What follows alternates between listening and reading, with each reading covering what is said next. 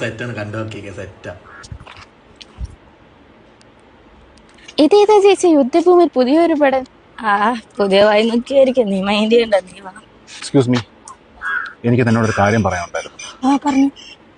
അത് നമുക്കൊന്ന് മാറി നിന്ന് സംസാരിക്കാം. അതിന്റെ ആവശ്യമില്ല, ഇവള് കേൾക്കാൻ പറയാൻ പറ്റിയതാണെങ്കിൽ മാത്രം പറഞ്ഞാൽ മതി. അല്ല, അത് ശരിയാകത്തില്ല, അതുകൊണ്ട് നമുക്കൊന്ന് മാറിയിക്കാം. വാ. എന്ത് ശരിയാവില്ല? ചുമ്മാ സമയം മെനക്കെടുത്താതെ പോവാൻ നോക്ക്. തന്നെ പോലുള്ള കുറെ വായി നോക്കികളെ കണ്ടിട്ടുള്ളേ. വാടി ഇങ്ങോട്ട്. പാവടാ, ഇഷ്ടം തുറന്നു പറയാൻ പഠിക്കാതെ. ചേട്ടായി ഇന്ന് ഉണ്ടല്ലോ ചേച്ചി. ഇന്ന് അവൻ മിക്കവാറും എന്റെ നല്ല വാങ്ങിച്ചോണ്ടേ പോത്തുള്ളൂ. തന്നോട് ഒരു വട്ടം ഞാൻ മര്യാദക്ക് പറഞ്ഞതാ. എടോ, എനിക്ക് 2 മിനിറ്റ് മതി പ്ലീസ്. ഇത്ര നേരം വെയിറ്റ് ചെയ്യല്ലേ ചേച്ചി, ഞാൻ അങ്ങോട്ട് മാറി വെച്ചേക്കാം. നീ എങ്ങോട്ടും പോകുന്നില്ല. തന്നോട് ഞാൻ ഒരു വട്ടം പറഞ്ഞതാ ഇത് ശരിയാവില്ല എന്ന്. തന്നെ പോലുള്ളവന്മാരെ പേടിച്ച് സൗന്ദര്യമുള്ള പെൺപിള്ളേർക്ക് വഴി നടക്കാൻ വയ്യാന്ന് വെച്ചാ വാടി ഇങ്ങോട്ട്. ചേച്ചിയെ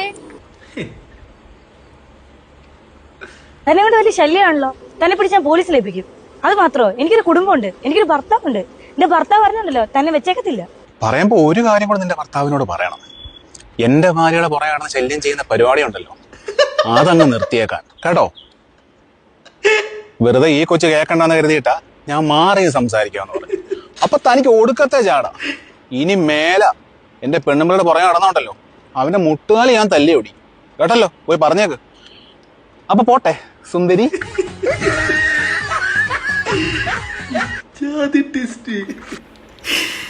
അയ്യോ, ഭയങ്കര ട്വിസ്റ്റ് കേട്ടാ. ഇജാതി ട്വിസ്റ്റ് സംഭവം. ഓളെ ഭർത്താവ് ഈ ചങ്ങായിന്റെ ഭാര്യന്റെ ബാക്കിൽ നടക്കുന്നുണ്ടായിന്. അതാണ് സംഭവം. അത് പറയാൻ വേണ്ടിട്ട്, അത് സത്യോ.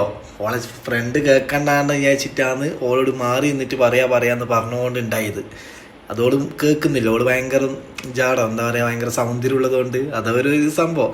പക്ഷെ ഇജാതി കണ്ടന്റ് അല്ല ഇതെല്ലാം ഏടുതാണ് ഇവർക്ക് കിട്ടുന്നത്. സെറ്റ്.